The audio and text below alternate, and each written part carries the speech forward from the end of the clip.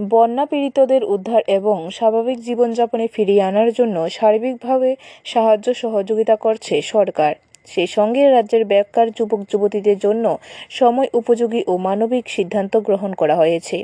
শুক্রবার রাজ্যের বেকারদের জন্য মন্ত্রিসভায় এ ধরনের সিদ্ধান্ত গ্রহণ হওয়ায় শুভেচ্ছা জানায় প্রদেশ ভারতীয় জনতা পার্টি। রবিবার বিকেলে প্রদেশ বিজেপি কার্যালয়ে সাংবাদিক সম্মেলন করে একথা জানান প্রদেশ বিজেপির মুখপাত্র সুব্রত চক্রবর্তী।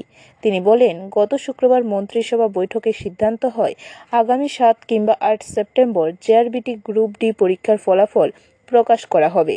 বেতন বৃদ্ধি করা হবে পাম্প অপারেটর ও এসপিওদের। রাজ্য পুলিশের কনস্টেবল পদে 916 জনকে নিয়োগ করা হবে। পর্যটন দপ্তরে 51টি শূন্যপদ সৃষ্টি ও পূরণ করা হবে।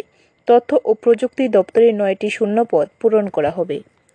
গোটা রাজ্য ভয়াবহ বন্যার কবল থেকে এখনো সম্পূর্ণরূপে বেরিয়ে আসতে পারেনি এবং এই বন্যায় হাজার হাজার মানুষ বা লাখো লাখো মানুষ কোনো না কোনোভাবে ক্ষতিগ্রস্ত হয়েছেন।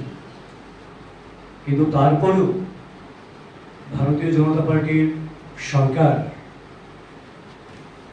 রাজ্যের জনপ্রিয় মুখ্যমন্ত্রী অধ্যাপক ডক্টর মানিক সাহা মহোদয়ের নেতৃত্বে জনকল্যাণের জন্য এই বন্যার্তদের, বন্যা পীড়িতদের উদ্ধার, তাদেরকে আবার স্বাভাবিক জীবনযাপনে ফিরিয়ে আনার জন্য এবং তাদের যে ক্ষয়ক্ষতি হয়েছে সেখানে যতটা সম্ভব সরকারিভাবে সাহায্য সহযোগিতা করার সর্বাত্মক উদ্যোগ গ্রহণ করেছেন এবং সেই সঙ্গে রাজ্যের যারা বেকার যুবক যুবতী রয়েছেন এবং যারা বিভিন্ন জায়গায় কর্মরত রয়েছেন, আর্থিক সংগতি তাদের একটু বৃদ্ধি করা ইত্যাদি অনেকগুলি গুরুত্বপূর্ণ সময় উপযোগী এবং মানবিক পদক্ষেপ এই সময়ের মধ্যে নিয়েছেন।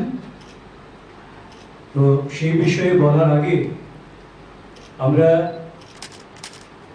সবার অবগতির জন্য জানাতে চাই, দেশের যশস্বী প্রধানমন্ত্রী মাননীয় নরেন্দ্র মোদীজি ত্রিপুরার এই ভয়াবহ বন্যা পরিস্থিতিতে সার্বিকভাবে সর্বত সহযোগিতার হাত প্রসারিত করেছেন।